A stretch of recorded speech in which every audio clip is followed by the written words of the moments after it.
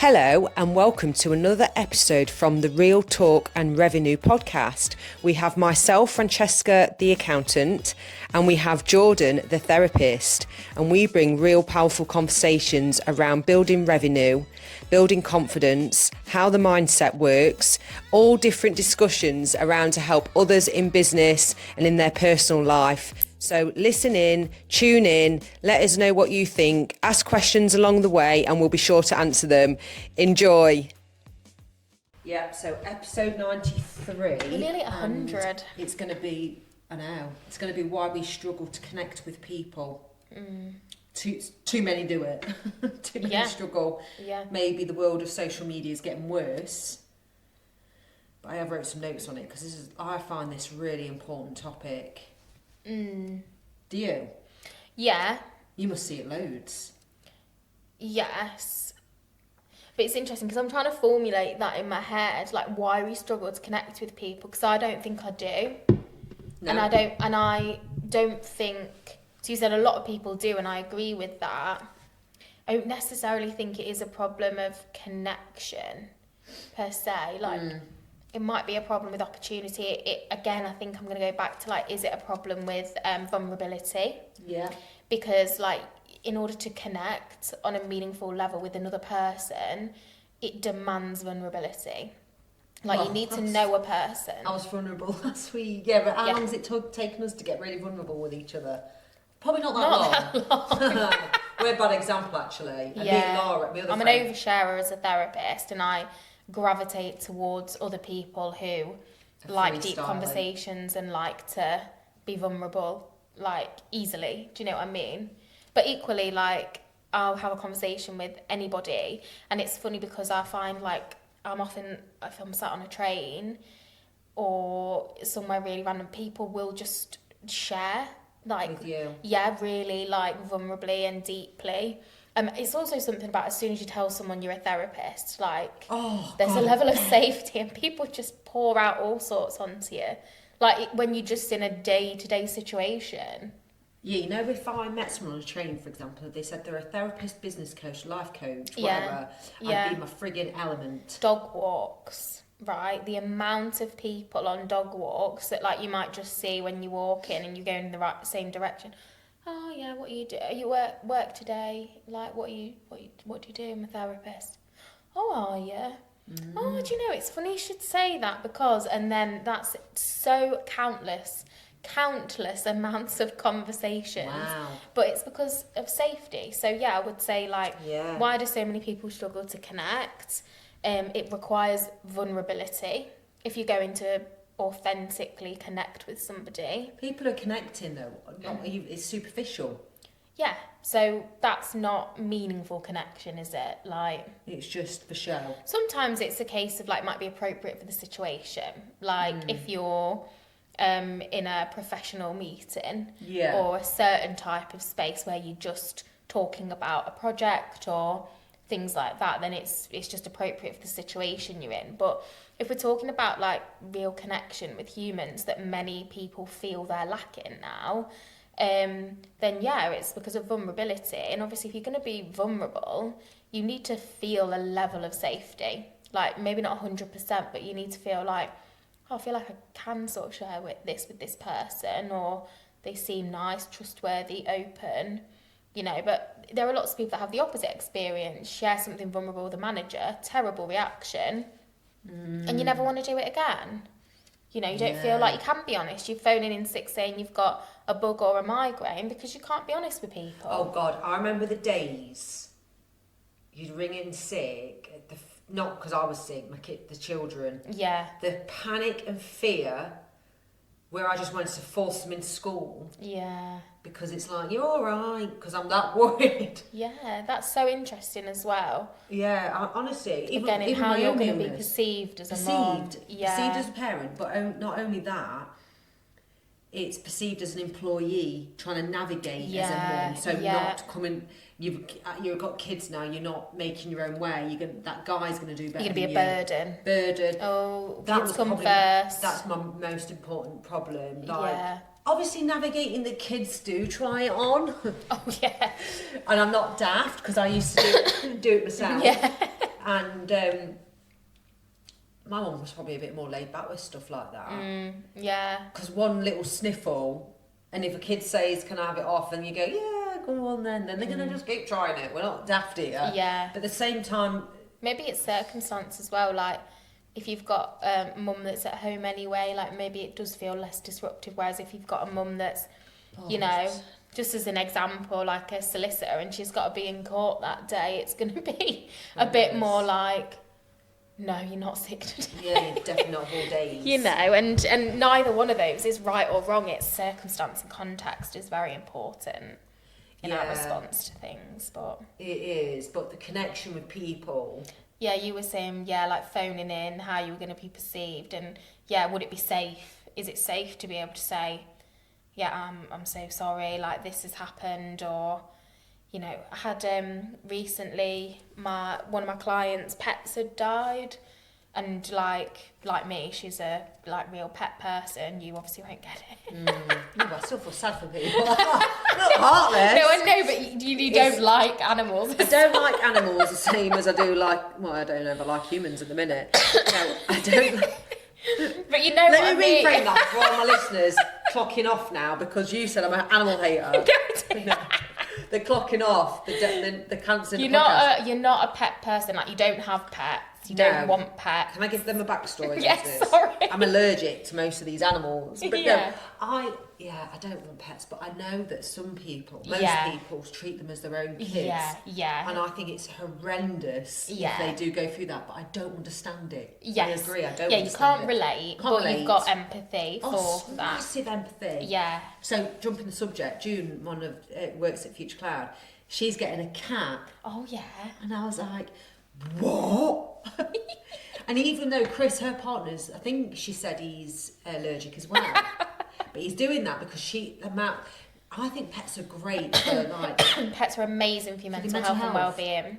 Like, and yeah, I know that for myself. Yeah, I've experienced that firsthand, like, transformationally. And for my daughter, as a 2-year-old, like having a dog, having something else to like cuddle, love, learn to look after. Yeah. Like, even when she's protesting, I get the pram out to go out for a walk in the morning. Not going out for a walk, mummy. Oh. And I'm like, no, Bear needs his walk, doesn't he? But we've got to take him on his walk, else he'll get poorly. Oh. You're like, okay. Yeah. Like, teaching that, like, if you've got pets as well, or how to care for other things. Do you know what I mean? It is so lovely, and it's just gorgeous, like, watching the interaction. Yeah. So anyway. Going back to, so what was you saying? My client's pet passed away. Yeah. And what kind of pet? It was a dog. Yeah. And one of my other clients' cat died actually as well a couple of months ago. And like, really negatively impacted their life and mental health for like a few weeks. But then that fear of like phoning their employer to say, like, my cat's died or my dog, and like not being received well. Yeah. On one occasion, like, they were really supportive and like, no worries, you know, like, clearly diary, not a problem. Yeah. And on the other occasion, I don't think she was even honest about it because of fear that it wouldn't have been taken seriously. Yeah, that's really sad. Yeah. And how do you navigate that though when there's no way out? Yeah. It is hard because I've learned as well through communication that just because I don't like something or I don't get I've got to respect that other people... I know to bring out people in their best selves is to let them navigate their own diaries. Oh, yeah. I think I've said this so many times on here, and to bring their best time to be at work. And if they're grieving and feeling like they can't say how they feel to the employer about something, for example, it's never going to work. No. But to get the balance right of being an employer with employees, that some do break the rules. As in the boundary rules. And I think that's the thing, like, you get it with any system or process. It's like a minority seem to like ruin it for the majority of people who will only use it when they need to, like pull on policies when they really need it, because that's their entitlement as an employee. But then you do have other people who will exploit a system. Oh, they do exploit the system. And the only this, you know what, with companies with hundreds of people with different management styles, different leaderships coming in over time, you've almost got to start again if you're bringing new leaders in, because it's... We've only got to look at public sector services, haven't you? Oh, wow. And like how shambolic they often are, and it's like, well, is there any wonder? For example, the NHS, like, you know, national organisation, business, NHS staff like nurses and other professionals, 6 months sick pay, full. Okay. So obviously you get people who completely exploit that. And then you get other people... they can afford it, you know, and talking like that. Yeah, not going in after that. Fuck 'em. Yeah, I've heard it myself, do you know what I mean? And then you get people who need it, like they're physically unwell, like they've got to go through treatment, they're having investigations, like, you know, someone in the family's died, like you get people who are really well protected by those things. It's so hard. And people who exploit them, and it's just like, how do you manage that? Yeah. It's often unavoidable unless it's something that you can request medical evidence for, which one of my clients had to do recently, and she did, and she got full pay for, you know, a long time, but like legitimately because she needed it. Do you know what I mean? Different. Yeah. And this is why, like, this, like, what do we call it? Not communication.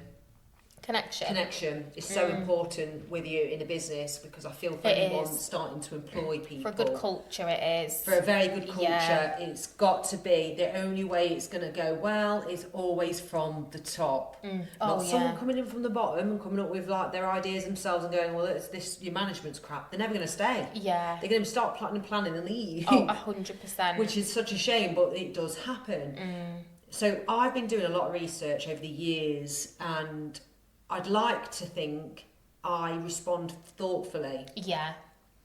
I'm not perfect at communication, but I do respond thoughtfully. I've always had that element. I might create some responses, what I think others will do, and make stories up in my own head. Yeah. And that's like, you can have like a bit of a pre-conversation, expect them to go one way down the route, and they end up not when you actually have the conversation. Yeah. I tend to do that, but seeking to understand. Now, what do you think a lot of people respond with just because they want to give say a response? They're not seeking to understand. I think it depends on the circumstance, doesn't it? Like, my default is like seeking to understand. Yeah, I know yours is. But then it does depend on context. Like, I don't know. It depends on the situation. Like, say I'm at like an event or something and it's getting towards the end of my tolerance or social battery, then I might be sort of like nodding and waiting for my opportunity to go. Yeah, that's different. But yeah. Do you know what I mean? Yeah. Do you know what I mean though? You're like, I want to, like, all you can think about is like, I'm done, I'm spent, and I'm now just seeking to respond because I want to go. I haven't got any seeking to understand left in me, listening to understand left in me. No, I get you. Okay, let's. But you know, like, I'm a therapist, like, it's my bread and butter, and as I've said to you, like, I don't listen to understand because I'm a therapist. It has been my default my whole life, like. And that, I think, is why I'm a therapist, because it's just something that, I don't know, it came naturally to me, was conditioned into me from such an early age, like different roles and responsibilities that you kind of inadvertently took on. It's an automatic thing. Do you know what I mean? It's like how I'm wired at this point. Which is why you'll do well with connection, real relationships, and why you'll probably do well getting new customers on board, clients on board. And I think a lot of people dismiss, like, making others feel more important than yourself is so important to a point. Obviously you need to nurture yourself too. I'm not saying that doesn't come back, and a lot of times it don't come back. But I also believe that with me being how I am and nurturing a relationship, they'll then pick up on some cues that I'm doing and do it back. And wanting to support others and help others, like I think that comes across when we talk about passion. and things like that. It's about like being so passionate about something that you can't stop talking about it, that you're helping other people, you're giving advice, you're creating content for free so that people can learn and understand what you're teaching. That comes, and that feeling when you're supporting someone else to help others, to listen and understand other people, like that feels good for most of us. Yeah, it does. In some capacity. So true. Listening to understand. Listening to understand is our massive rather top than tip. Listening to respond. And then stop making assumptions. I've had many conversations with people over the years, and friends as well. Oh, he won't let me do that, or he won't let me do this, or he's going to respond like this because he did that 2 years ago. I said, bloody hell, 2 years is a long time. Or I'm never going to get that day off. There's already someone off. I can't have it off. Have you tried? Have you asked the question? No, I know. Yeah. It's like, but that's an avoidant thing because it's uncomfortable to challenge it. 100%. So to stop the assumptions, because like I said, I've done this before, where stories we create in our heads. I still do it all the time. Yeah, well I do, don't I? Yeah. Misreading emails, misreading messages. Oh, that tone was slightly off. Yeah. God, I can be terrible. We're very hypersensitive to shifts in tone. Yeah. And now, because what about me in the car yesterday? Oh, yeah. Because I decided I was going to have blooming eggs Benedict and you had no idea. I had no idea. Yeah. So let me give them a little update on this. So my idea was to go to a coffee shop in Collingham. Yeah. And then Jordan might have said something like, I know we kind of said, we could go here or there. Yeah. So I up to you. Up to you, you say, because you'll always say. I've then just assumed behind the scenes, like, we're going to the one that I've decided what I'm having off menu from. Yeah. And I assumed that I was just going to go, because they're down the road from each other. Decide on the day. I think we even said that. I don't know anyway, it doesn't matter. Remember. But I then went, do you mind if we go here, this one this time? And I went. And then, because I was going to tell you the story about it, and you went, why? Really? Why? Really like there was something deep and meaningful to it. And I went, oh, I said, well, and then I found myself floundering over a really strong reason. But then she did catch herself doing it and realise that actually it wasn't that big a deal. But it wasn't. It wasn't. No, it was so funny. It was funny, wasn't it? But we're both in our own little kind of space. Like, we both kind of had made decisions in our brains without informing the other. And it just it goes to show how the most trivial things like, where are we going for breakfast? Yeah. And I've decided what I'd like to eat off that menu. And then you've gone, morning, I'm getting, let's go here. And I'm like, what am I going to have from there? Because their menu's not usually as good. What's wrong with, no, they've changed. And whatever. Yeah. But we sorted it naturally. You had a nice breakfast, didn't you? You enjoyed it. Yeah. And I enjoyed what I had. Yeah. But thank God we're in a place that we cannot, I won't go to someone else and go, Jordan said this to my face, Jordan's rude to me. I'd never, because we just had this understanding. I'd rather less of that than more of like worry of loads of friends. Oh, yeah. And then going, they've told that other person and this, that, and the other. 100%. And vulnerability creates connection. And I didn't even know this was so true. Such a thing, even though I was so vulnerable last week's episode. I struggle with that side. I have always done, where it's like vulnerability, even though I do it so much more now. Yeah, you do now. It does feel uncomfortable because I want to be perceived as I've got it all together and I'm a good parent and I'm this and this and this and my business amazing and I'm professional.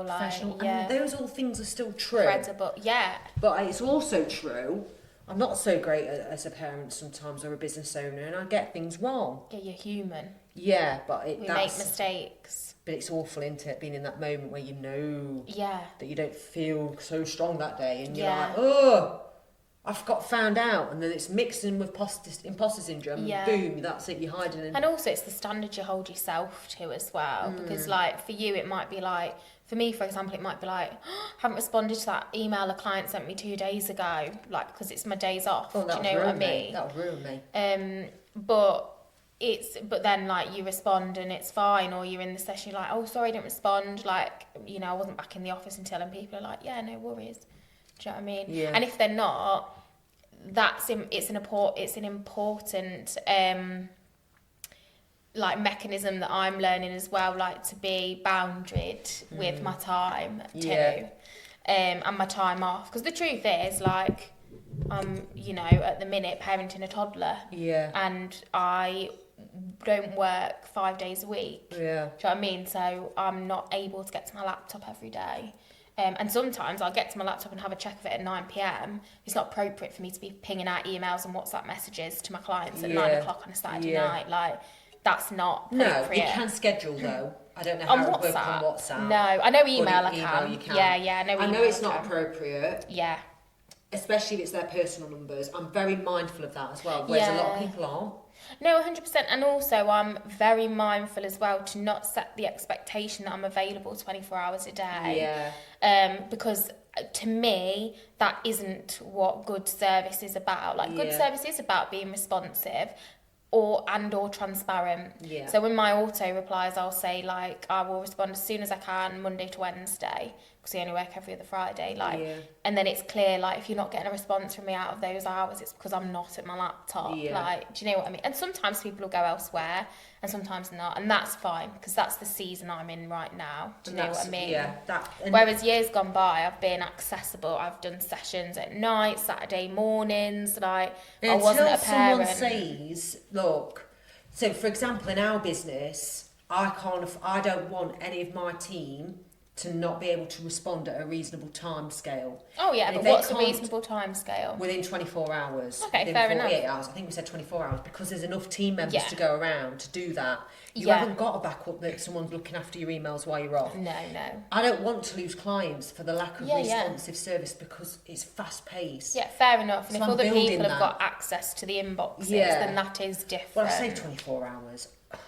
Well, it's not going to be on a Friday. If you email that's at Friday at ridiculous. 5 o'clock, you aren't going to, are you? It's within working hours. Within working hours, and you don't even if expect it's a holding message or something. Exactly, yeah. So there is, but I know that I would want a business that is able to do that because we're running 7 days a week in the future. That's what's going to happen. Yeah. People will be accessible as a service line business 7 days a week, and if you're not, you're going to be left behind.